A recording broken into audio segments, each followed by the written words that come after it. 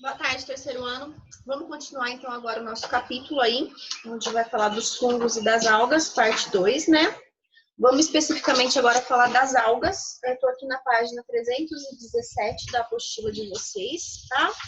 Então, vamos falar um pouquinho agora dessas características que as algas apresentam, tá?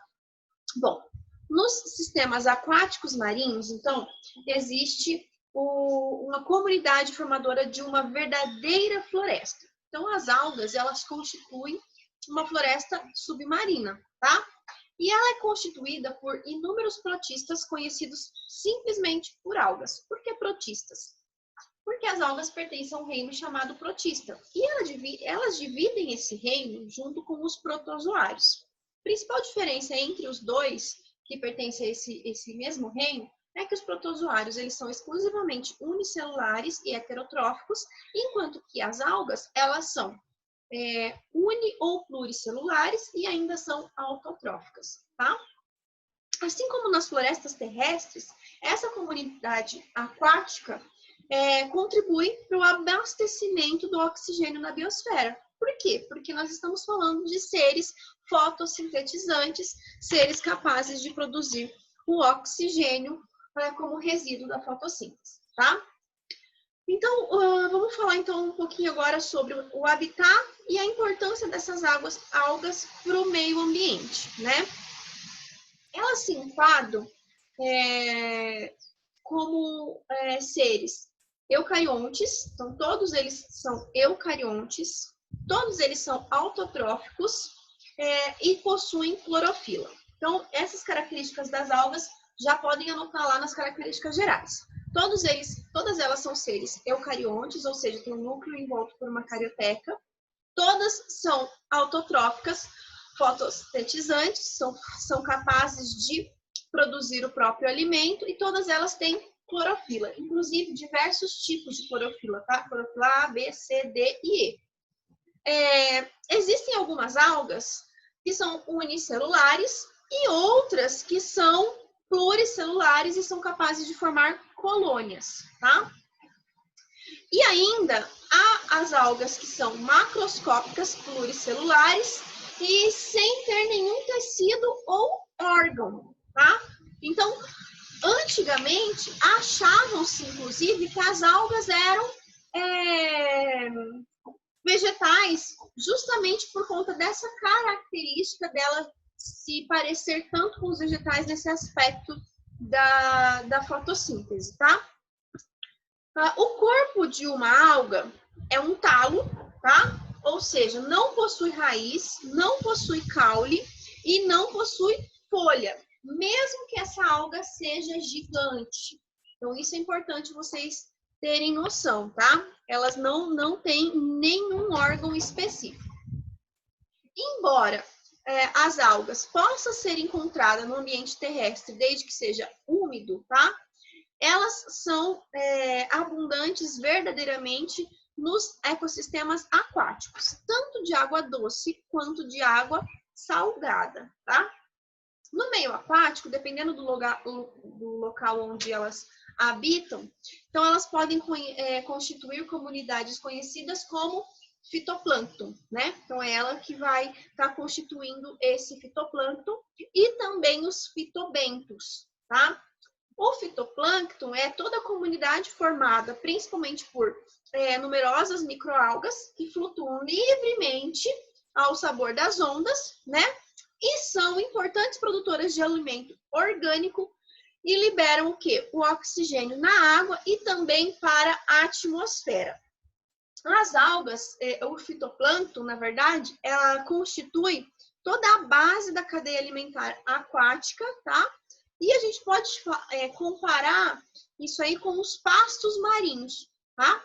Já os fitobentos é uma comunidade de algas que, em geral, elas são macroscópicas, ou seja, podem atingir dezenas de metros e elas podem ficar fixas no solo marinho, principalmente nas regiões rochosas, tá?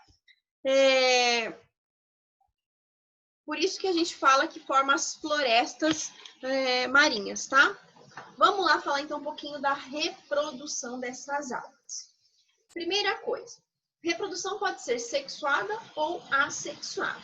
Quando a gente fala em reprodução assexuada, a gente está falando de divisão binária, tá? Que é a forma mais comum de divisão em seres unicelulares, que ocorre por divisão mitótica, ou seja, uma célula se divide em duas idênticas àquela que está lhe dando origem. Ela vai duplicar o material genético antes de fazer a divisão, e aí faz a divisão mitótica, passa por todas aquelas fases que nós estudamos anteriormente, tá?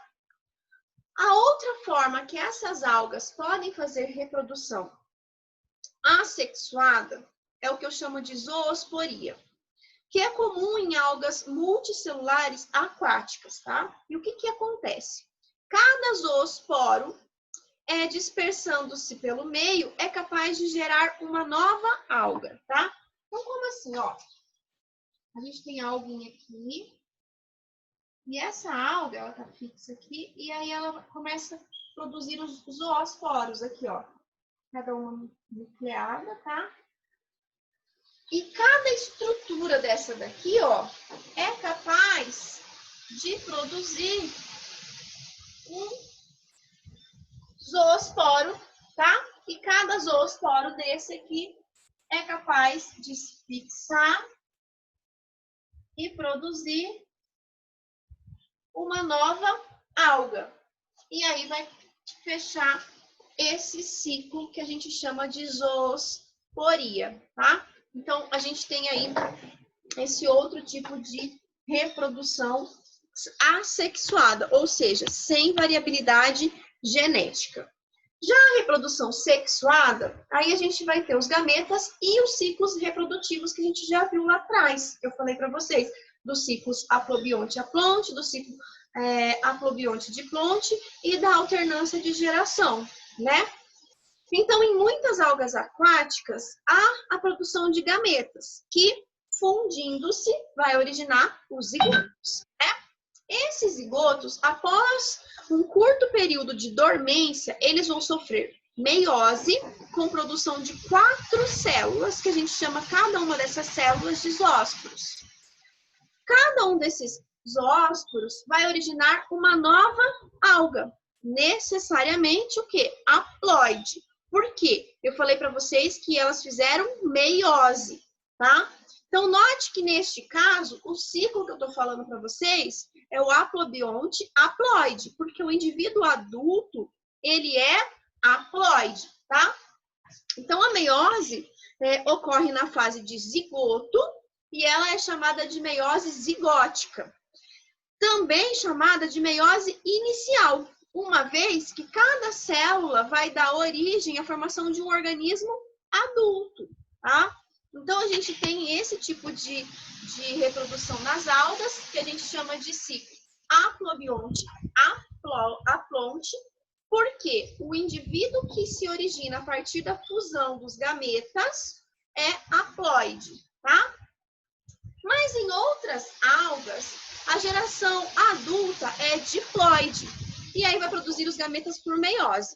Então, no encontro dos gametas, vai ocorrer a formação de um zigoto diploide.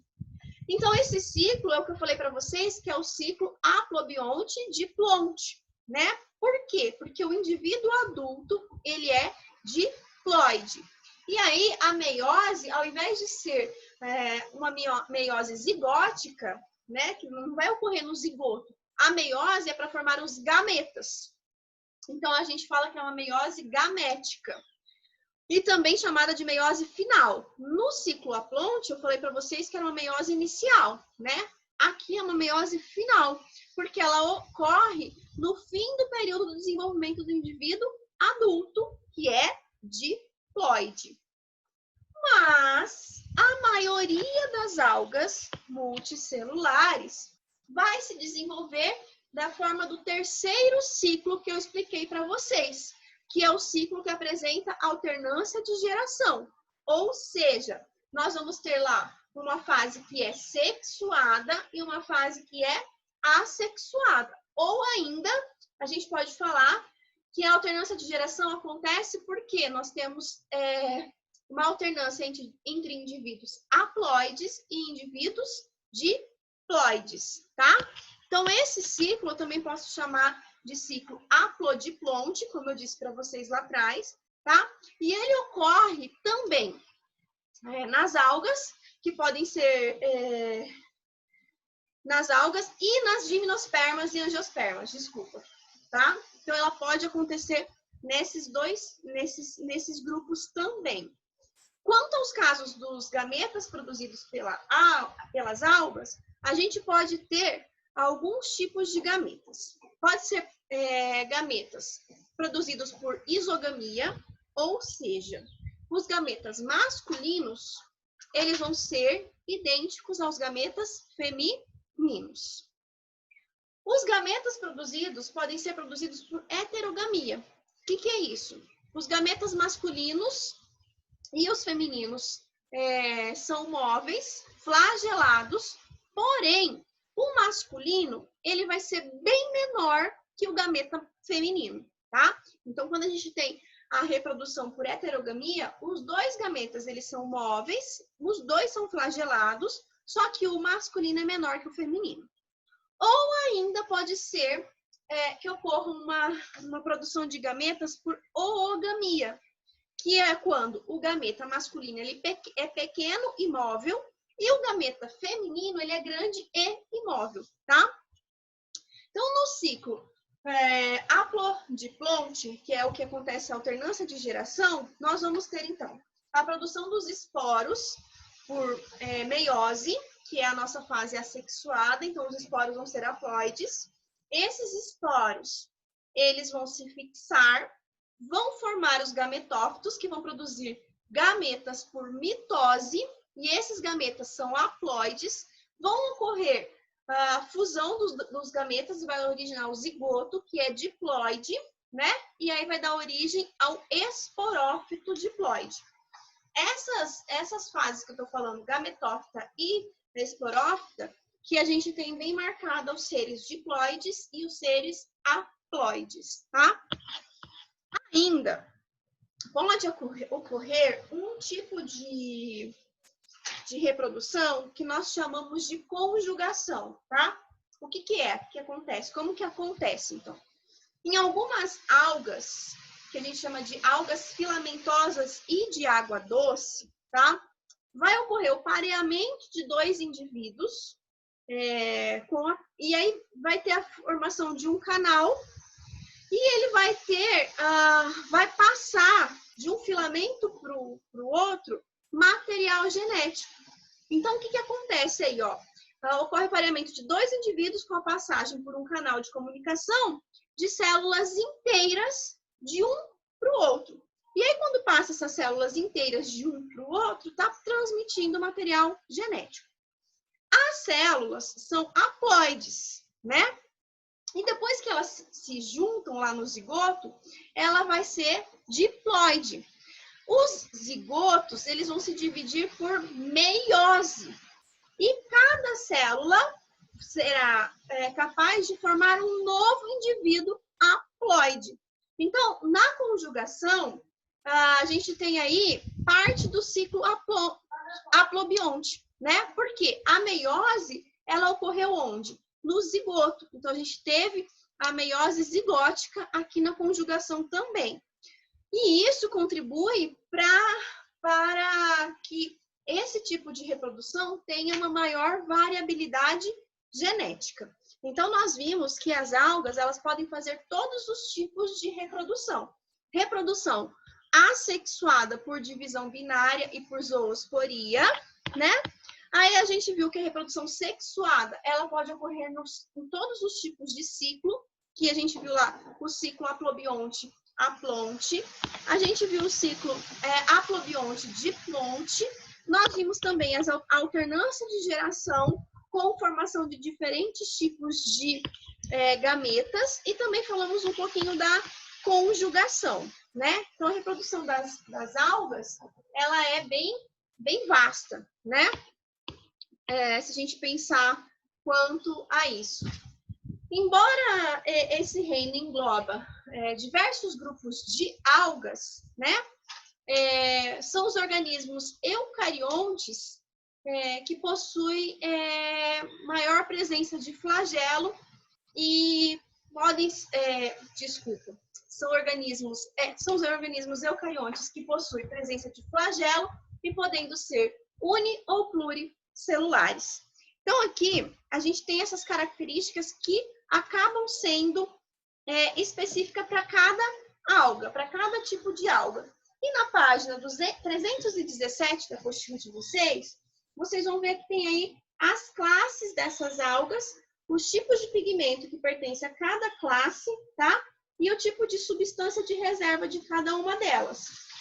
Depois vocês dão uma olhadinha aí com calma nessa parte aí.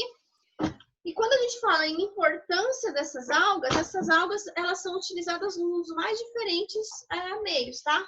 Culinária, na indústria farmacêutica, na indústria cosmética. Então, as algas elas têm muita importância hoje para o ser humano, além de ter maior responsabilidade na renovação do gás oxigênio atmosférico, certo? Bom, isso é o que eu tinha para falar para vocês sobre algas. Agora vocês vão fazer para mim, então, os módulos 14, que vai falar, então, um pouquinho do ciclo reprodutivo e também das algas, tá? E na próxima aula eu mando para vocês aí a aulinha que a gente começa a falar sobre briófitas. E aí a gente entra, então, nos grupos vegetais, certo? Vamos, então, concluir isso aí hoje ainda, tá?